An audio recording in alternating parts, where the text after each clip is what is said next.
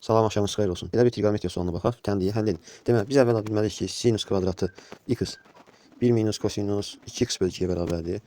Kosinus kvadrat x isə 1 plus kosinus 2x bölü 2-yə bərabər. Verilmiş bu qeydləri etdikdən sonra verilən ifadədə nəzərə alaq. Sinus kvadrat 3x isə deməli 1 minus kosinus 6x bölü 2 olacaq. Plus kosinus kvadrat x isə 1 plus kosinus 2x bölü 2 olacaq. O da bərabərdir 1-ə. Deməli, burada hər tərəf 2-yə vursaq 1 minus kosinus 6x plus 1 plus kosinus 2x bərabər 2. Buradan birlər toplasaq 2, 2 yenə çıxsa 0.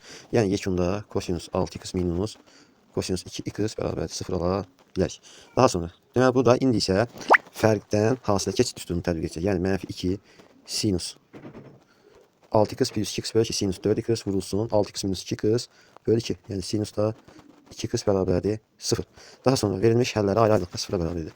Sinus 4x bərabər 0-a, x bərabərdir pi-k bölü 4-ə. Buradan da sinus 2x bərabər 0, x bərabərdir pi-k bölü 2. Deməli, biz verilmiş ifadədən 2 dənə kök alırıq. Pi-k bölü 4, pi-k bölü 2. İndi bizə lazımdır ki, bunlardan sadəcə birisini götürək ki, bizim həllər aralığımız olsun.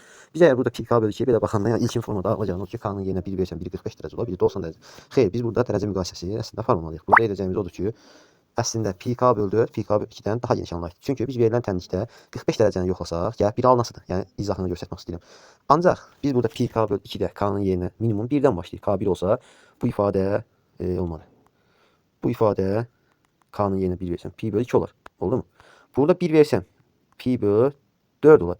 Yəni biz əgər pi-k bölü 2-ni seçsək, bizim burada həllimizin biri neyniyəsidir? İtəsidir. Yəni məsələn pi bölü 4-ü biz burada görməyəcək. Və də biz burada verilmiş ifadədə əgər tənliyə həll tapırıqsa, ümumi bütün hallarını ödəyən kökü tapmalıyıq. Yəni burada bizim doğru cavab variantımız pi-k bölü 4 olacaq. Çünki bu daha geniş aralıqdır. Yəni bir növ belə deyək. Məsələn, pi-k bölü 4, pi-k bölü 2-dən deyək ki, loğaritmdə kiçik kimi görsənirsə, deməli bu daha geniş anlayışdır, daha geniş aralıqdır. Çünki sən burada yenə deyirəm, k-nın yerinə bax, 1 versən, pi bölü 2 alınır. Əslində bu da ödəyir. Amma birincidə pi-k bölü 4-də k-nın yerinə 1 versən, pi bölü 4 alınacaq.